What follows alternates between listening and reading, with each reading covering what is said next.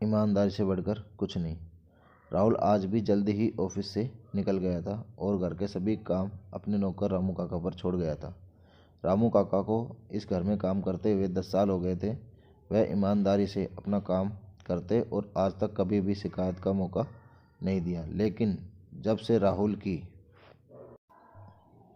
शादी हुई थी तब से राहुल की पत्नी नीलम रामू काका से नाराज़ रहती और उसे काम से हटाने की बात करती थी।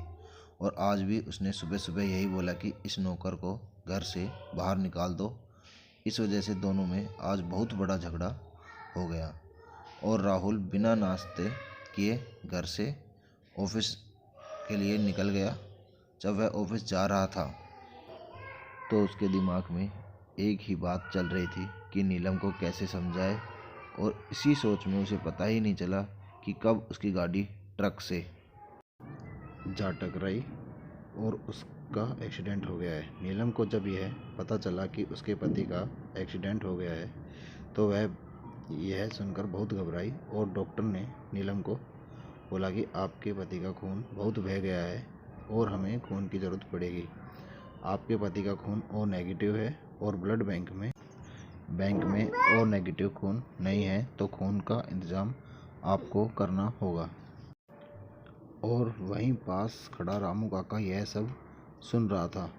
रामू काका ने डॉक्टर से अकेले में जाकर बोला कि साहब, मेरा खून ओ नेगेटिव है, आप मेरा खून ले लो और राहुल साहब को बचा लो। इधर नीलम ने अपनी मम्मी पापा और रिश्तेदार सबसे मदद मांगी पर किसी का भी खून ओ नेगेटिव नहीं मिला।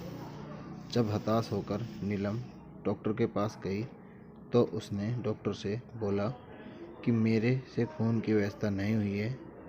तब डॉक्टर ने बोला कि चिंता की कोई बात नहीं है, खून की व्यवस्था हो गई है। आपके नौकर रामू काका ने खून दे दिया है और आपके पति को भी होश आ गया है और वे अब खतरे से बाहर हैं। यह सुनकर नीलम बहुत खुश हुई और भगवान का शुक्रिया करने लगी। और उसके बाद उसे महसूस हुआ कि वह रामू काका के बारे में कितना गलत सोचती थी और वह मन ही मन बहुत पछताने लगी और रामू काका को दिल से धन्यवाद देने लगी। जब वह अपने पति के पास गई तो उसे वहीं रामू काका मिले और वह रामू काका के सामने हाथ जोड़कर रोने लगी और वह कुछ नहीं बोल सकी। सिर्फ रोते रोते उसने अपने किए की माफ़ी मांगी। इधर रामू काका ने भी अपने हाथ जोड़कर रोते हुए सिर्फ यही बोला कि यह तो मेरा फ़र्ज़ था और मैं अपने फ़र्ज़ के प्रति सदैव ईमानदार रहता हूँ।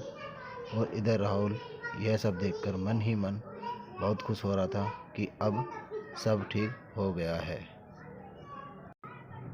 दोस्तों, अगर हमारी कहानी पसंद आई हो तो लाइक और सब्सक्राइब ज़रूर करें और कहानी को जितना हो सके उतना शेयर करें। जय श्री राम।